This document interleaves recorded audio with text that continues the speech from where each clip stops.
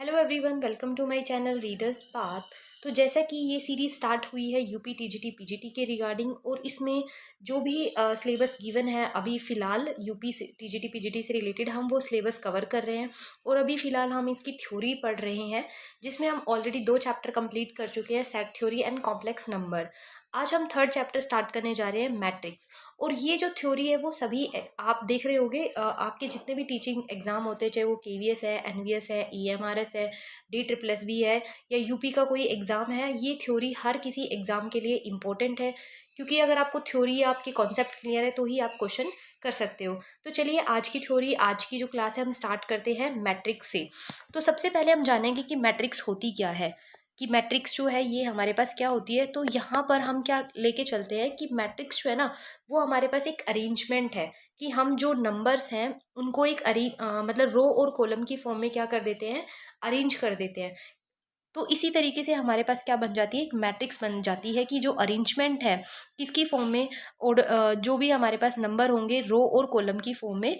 और इस तरीके से जो रो और कॉलम हमारे पास रो और कॉलम में बनने के बाद जो एलिमेंट हमारे पास अरेंज हो जाएंगे, तो उसी को ही हम क्या बोलते हैं, एक मैट्रिक्स बोलते हैं। जैसे मेरे पास क्या है, मान लीजिए मैंने यहाँ पर नंबर लिख दिए 2 3 4, यहाँ पर मैंने लिख दिया 1 5 6 एंड 9 7 2। तो इस तरीके से मैंने रो में कुछ नंबर लिखे और यहाँ पर कॉलम में कुछ नंबर लिखे हैं। तो ये रो और कॉलम में जो मैंने नंबर्स को रिप्रेजेंट कर दिया है, इसी को ही हम क्या बोलेंगे, यानी कि ये जो रिप्रेजेंटेशन है नंबर की रो और कॉलम की फॉर्म में, इसको हम क्या बोलते हैं, मैट्रिक्स बोलते हैं। तो इस तरीके से हमने यहाँ पर क्या कर दिया, नंबर्स को अरेंज कर दिया रो और कॉलम की फॉर्म में, यानी कि हॉरिजॉन्टली और वर्टिकली हमने नंबर को अरेंज किया है। अब ये नंबर हमारे पास, अब यहाँ पर हम देखते हैं, देखो यहाँ पर हमारे पास रो जो है वो कितनी रो बन गई है, हमारे पास 3 रो बन गई है। और कॉलम भी मेरे पास कितने हैं, 3 कॉलम है। तो यहाँ पर हम क्या कह सकते हैं, 3 और 3, यानी कि जो 3 रो है 3 कॉलम है, ये मेरे पास क्या हो जाएगा, ये मेरे पास बनेगा कि नंबर ऑफ एलिमेंट्स, या हम सिंपली क्या कह सकते हैं कि m.n। ये मेरे पास इतने नंबर ऑफ एलिमेंट्स हैं, इतने नंबर ऑफ एलिमेंट्स को हमने क्या करना है, अरेंज करना है। किस तरीके से अरेंज करना है, कि उसकी m रोज बननी चाहिए और n मेरे पास क्या बननी चाहिए, कॉलम बनने चाहिए। तो ये m रो और n कॉलम जो बनेंगे, और मेरे पास जो एलिमेंट निकल के आएंगे वो कितने आ जाएंगे, mn एलिमेंट आ जाएंगे। तो mn एलिमेंट को हमने अरेंज करना है m रोज, ठीक है, m रो के अंदर और n कॉलम के अंदर। तो इस तरीके से जो अरेंजमेंट बनेगी मेरे पास, उसको हम क्या बोलेंगे, एक मैट्रिक्स बोलेंगे। और मैट्रिक्स जो है इसको हम कैसे लिखेंगे, m×n, m×n मैट्रिक्स। तो यहाँ तक इसका बेसिक क्लियर हो गया होगा, कि हमारे पास कोई नंबर ऑफ एलिमेंट्स होते हैं, उन नंबर ऑफ एलिमेंट्स को हमने क्या करना होता है, अरेंज करना होता है in the form of row and column. And row और कॉलम में अरेंज करने के बाद जो ये हमारे पास एक स्ट्रक्चर बन गया, ये जो अरेंजमेंट बन गई है, इस अरेंजमेंट को ही हम क्या बोलते हैं, मैट्रिक्स बोलते हैं। और इसको हम एक ब्रैकेट के फॉर्म में इसको क्लोज कर देते हैं। तो क्लोज करने पे जो ये हमारे पास एक स्ट्रक्चर बन के आया है, इस स्ट्रक्चर को हम क्या बोलेंगे, मैट्रिक्स बोलेंगे। अब इसके अंदर नंबर ऑफ एलिमेंट और नंबर ऑफ एलिमेंट कितने होंगे, तो नंबर ऑफ एलिमेंट कैसे निकालेंगे, हम नंबर ऑफ एलिमेंट निकालेंगे कि कितनी हमारे पास रो बन रही है और कितने हमारे पास कॉलम बन रहे हैं। तो नंबर ऑफ रो और नंबर ऑफ कॉलम को हम क्या करेंगे, मल्टीप्लाई करेंगे। वो हमारे पास क्या निकल के आ जाएगा, नंबर ऑफ एलिमेंट। तो नंबर ऑफ एलिमेंट ये हमारे पास किसके बराबर आ जाएगा, m.n के बराबर, या m×n कह सकते हो, ठीक है। रिप्रेजेंटेशन, यानी कि इसको, ये जो मैट्रिक्स है इसको हम क्या बोलेंगे, m×n मैट्रिक्स। ये m×n मैट्रिक्स क्या बता रही है यहाँ पर, कि ये जो मैट्रिक्स, ये जो अरेंजमेंट बनी है, इसके अंदर m क्या है, मेरे पास रो है, n जो है वो हमारे पास कॉलम है। तो आई होप ये चीज़, बेसिक चीज़ जो है आप समझ गए होगे कि मैट्रिक्स क्या है एक्चुअल में। अब क्या आता है, एलिमेंट किसी भी मैट्रिक्स की, ये हमने बता दिया कि इसमें जो हमारे पास m×n है, ये ही हमारे पास क्या होंगे, मैट्रिक्स के एलिमेंट होंगे। मैट्रिक्स के एलिमेंट कह सकते हो, या फिर हम क्या बोलेंगे, मैट्रिक्स की एंट्री बोल सकते हैं, एंट्री ऑफ द मैट्रिक्स। तो ये हर एक एंट्री है, या फिर इसको हम क्या बोल सकते हैं, एलिमेंट्स बोल सकते हैं मैट्रिक्स के। अब बात आती है कि जो ये मैट्रिक्स है ना, इसको हम रिप्रेजेंट कैसे करेंगे। तो रिप्रेजेंट करने के लिए जनरली हम क्या यूज़ करते हैं, मतलब इसको हम रिप्रेजेंट तो कैपिटल लेटर से करेंगे, ठीक है, कि मैट्रिक्स जो है इसको डिनोट कैसे करते हैं, और रिप्रेजेंट ठीक है। डिनोट हम इसको कैपिटल लेटर से करेंगे। कोई भी मैट्रिक्स है ना, उसको हमने क्या करना है, कैपिटल लेटर से डिनोट करने हैं। तो वो चाहे ए बी सी कुछ भी ले सकते हो आप, ए बी सी है ना, कोई भी हमारे पास डिनोटेशन के लिए क्या हो सकता है, कोई भी यहाँ पर लेटर हम ले सकते हैं। तो लेकिन रहेगा कैसे, वो कैपिटल लेटर ही रहेगा। अब बात आती है इसके रिप्रेजेंटेशन की। तो रिप्रेजेंटेशन हम कैसे करेंगे कि हमारे पास यहाँ एक ब्रैकेट है, इसके अंदर हमने क्या लिखा है, ये ए जो है ये स्मॉल लेटर में लिखा है। ये स्मॉल लेटर में जो ए है ये किसको रिप्रेजेंट कर रहा है, किसी एक एलिमेंट को रिप्रेजेंट कर रहा है। और वो जर्नल एलिमेंट हमने क्या मान लिया, आई जे, इस तरीके से लिखा है। अब ये आई क्या है, व्हाट इज आई, आई क्या है, ये मेरे को बताएगा कि ये ए कोई भी एलिमेंट है जो कि आईएथ रो में है और जेथ कॉलम में है। अब आई और जे की वैल्यू मेरे पास कुछ भी हो सकती है, यानी कि हम यहाँ से स्टार्ट करेंगे कि ये वैल्यू जो है, आई की वैल्यू जो है वो कहाँ से कहाँ तक वेरी करेगी, 1 से लेकर n तक। जो भी हमें नहीं पता कि कौन सी रो है कौन सी कॉलम है, तो हम यहाँ पर पुट करते जाएंगे।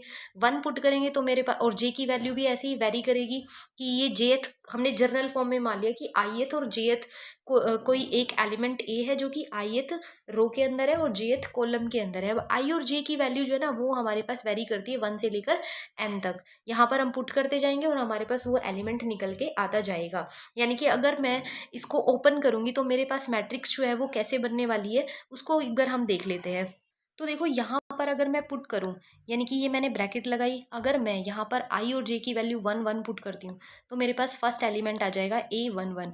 फिर ऐसे ही अगर मैं एक चीज़ को कांस्टेंट रखूँगी, यानी कि मैंने फर्स्ट रो ले ली है, आई की वैल्यू 1 ही चलेगी, जे की वैल्यू 2 हो सकती है, A12 13 एंड ऐसे ही सोन कहाँ तक चलेगा, A1 और n तक जाएगा। सिमिलरली A2 सेकेंड रो, फिर first element A22 A23 and A2n तक, एंड इसी तरीके से वेरी करते आ जाएगा ये AM1 AM2 AM3 एंड यहाँ आ जाएगा मेरे पास लास्ट एलिमेंट M और N।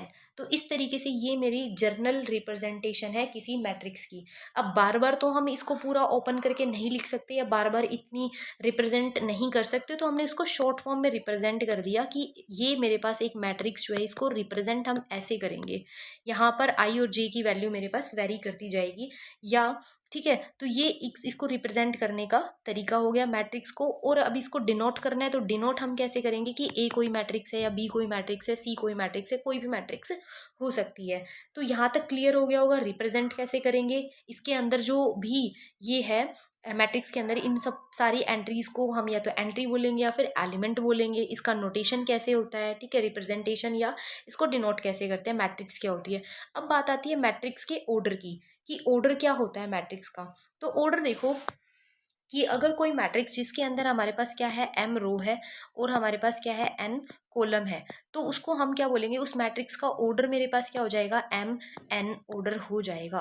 ठीक है, तो वो m n ऑर्डर की मैट्रिक्स कहलाएगी, या हम m क्रॉस n लिख सकते हैं। सो ये मेरे पास क्या रहेगा, मैट्रिक्स का ऑर्डर रहेगा। मैट्रिक्स को हम कैसे लिखेंगे कि एक मैट्रिक्स का जो ऑर्डर है वो हम कैसे लिख सकते हैं, m क्रॉस n जो है इस तरीके से लिखेंगे। ठीक है, तो ये जो ऑर्डर है वो मेरे पास क्या बताता है, ऑर्डर जो है किसी भी मैट्रिक्स का वो बताएगा कि उस मैट्रिक्स के अंदर नंबर ऑफ रो कितनी है एंड नंबर ऑफ कॉलम कितनी है। तो ऑर्डर मतलब समझ में आ गया कि ऑर्डर क्या रिप्रेजेंट कर रहा है किसी भी मैट्रिक्स का। ऑर्डर जो है किसी मैट्रिक्स का क्या रिप्रेजेंट करेगा, number of row and number of column in that matrix. किसी मैट्रिक्स के अंदर नंबर ऑफ रो और नंबर ऑफ कॉलम कितने हैं वो हमारे पास कौन बताने वाला है, वो बताएगा मैट्रिक्स का ऑर्डर। तो आई होप ये आपको चीज़ क्लियर हो गई होगी। ठीक है, चलिए अब आगे चलते हैं हम। जैसे मैं यहाँ पर अब क्या लिख देती हूँ, कोई एग्जाम्पल ले लिया, मैंने लिखा 2 4 6, ठीक है, या फिर मैंने लिख दिया 3 5 6, इस या 3 5 1 ले लो आप। तो ये हमारे पास एक मैट्रिक्स है, ये मैंने एक मैट्रिक्स लिख दी, ये मैंने मान लिया कोई ए मैट्रिक्स है मेरे पास। अब यहाँ पर देखो, अब इस मैट्रिक्स का अगर मैं ऑर्डर पूछूं तो इस मैट्रिक्स का ऑर्डर कितना होगा। अब यहाँ पर देखो आप, रो कितनी है मेरे पास, रो है 3 और कॉलम कितने हैं मेरे पास 2 है। तो it is a matrix of 3 cross 2 order. तो यहाँ पर अगर आपसे पूछा जाए कि ऑर्डर ऑफ मैट्रिक्स क्या है, तो यहाँ पे क्या बन गया इस मैट्रिक्स का ऑर्डर, 3 क्रॉस 2। या अब मैं यहाँ पर क्या ले लूँ, एक बी कोई मैट्रिक्स ले लूँ, किस तरीके से 3 6 9 ऐसे ले लिया मैंने, है ना, 2 4 7, यहाँ पर ले लिया 1 5 8, इस तरीके से कोई मैट्रिक्स है मेरे पास। तो अब यहाँ पर हम देखते हैं कि यहाँ पर कितनी रो है मेरे पास, 3 रो है और 3 ही कॉलम है। तो ये हमारे पास इस मैट्रिक्स का ऑर्डर कितना हो जाएगा, 3 क्रॉस 3। 3x3 की मैट्रिक्स हो गई, ठीक है, ये इसका ऑर्डर हो गया। अब ये ऑर्डर आपको पता चल गया, ऑर्डर जो है किसी मैट्रिक्स का क्या बताता है, उस मैट्रिक्स के अंदर कितने रो है कितने ही कॉलम है, और ऑर्डर से ही हमारे पास क्या पता चल जाएगा, नंबर ऑफ एलिमेंट भी पता चल जाएगा। क्योंकि आप 3x3 से जब आप निकालोगे एलिमेंट जो है मैट्रिक्स के अंदर, तो वो ऑर्डर से आपको पता चल सकता है। क्योंकि जितने ऑर्डर की मैट्रिक्स है तो आप मल्टीप्लाई करोगे, 3x3 9 आएगा, तो 9 इसके अंदर एलिमेंट मिलेंगे, इसके अंदर कितने एलिमेंट मिलेंगे, 6 एलिमेंट मिलेंगे। तो ऑर्डर से आप नंबर ऑफ एलिमेंट्स भी बता सकते हो। चलो अब आगे हम देखते हैं, अब आगे देखते हैं, आगे मेरे पास आता है, यहाँ पर देखो, ठीक है, यहाँ अब मेरे पास ये एक एलिमेंट, ये मेरे पास एक मैट्रिक्स बन रही है। अब ये मैट्रिक्स बन रही है, जैसे हम पढ़ते आते हैं, क्या होता है, हमारे पास एक स्क्वायर होता है, स्क्वायर के अंदर ये क्या होता है, दोनों अपोजिट जो है ये वर्टेक्स जो है इसको मिलाते हैं तो मेरे पास एक डायगोनल बनता है, ठीक है, इस लाइन को हम क्या बोलते हैं, डायगोनल बोलते हैं। तो इसी तरीके से मैट्रिक्स में भी हम क्या लेके चलते हैं, डायगोनल एलिमेंट लेके चलते हैं। अब डायगोनल एलिमेंट कैसे होगा, डायगोनल एलिमेंट उन एलिमेंट को बोलेंगे जहां पर आई इक्वल टू किसके बराबर हो, जे के बराबर हो जाएगा, वो मेरे पास क्या कहलाएगा, डायगोनल एलिमेंट कहलाएगा।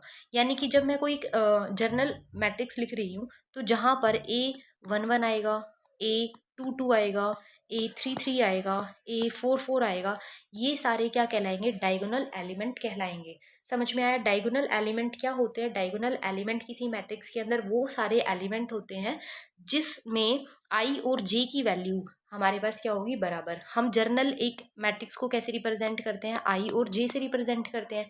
अब हम इसको ओपन करते जाएंगे, हमारे पास मैट्रिक्स जो है कितने भी ऑर्डर की बनती जाएगी, वो डिपेंड करेगा आई और जे की वैल्यू के ऊपर। तो जैसे जैसे आप आई और जे की वैल्यू पुट करते जाओगे, आपके पास एलिमेंट आता जाएगा। लेकिन हम क्या बोल रहे हैं कि जब जिस केस में आई और जे बराबर हो जाएंगे, उस केस में उस एलिमेंट को हम क्या बोलेंगे, डायगोनल एलिमेंट बोलेंगे। जैसे अगर मैं ये मैट्रिक्स लेके चल रही हूँ, तो इसमें क्या हो गया, डायगोनल एलिमेंट कौन है, A11, ये मेरा डायगोनल एलिमेंट है A11। यहाँ पर क्या है, A22 है, A33 है, ये डायगोनल एलिमेंट है ना। तो ये सारे जहाँ पर आई और जे बराबर होंगे, डायगोनल एलिमेंट। तो पहले कंसेप्ट ये क्लियर करना है कि डायगोनल एलिमेंट क्या होते हैं, वो एलिमेंट जहाँ पर आई और जे बराबर है, डायगोनल एलिमेंट।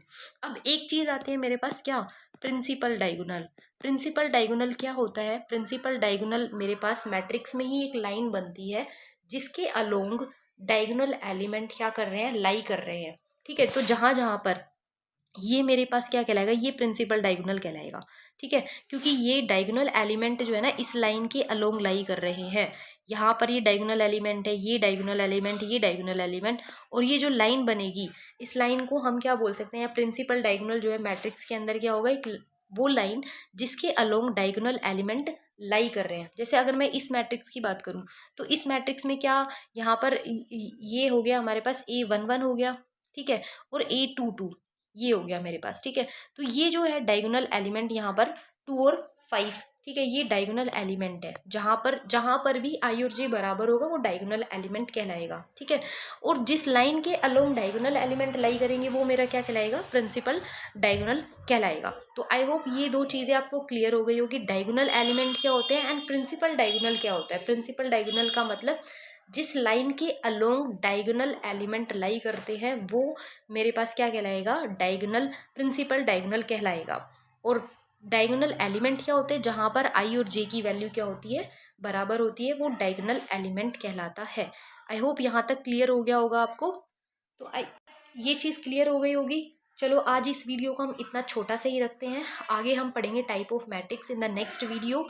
तब तक आप चैनल को सब्सक्राइब ज़रूर कर लीजिए, क्योंकि हम यहाँ पर पूरा सिलेबस कवर करने वाले हैं। Thank you so much.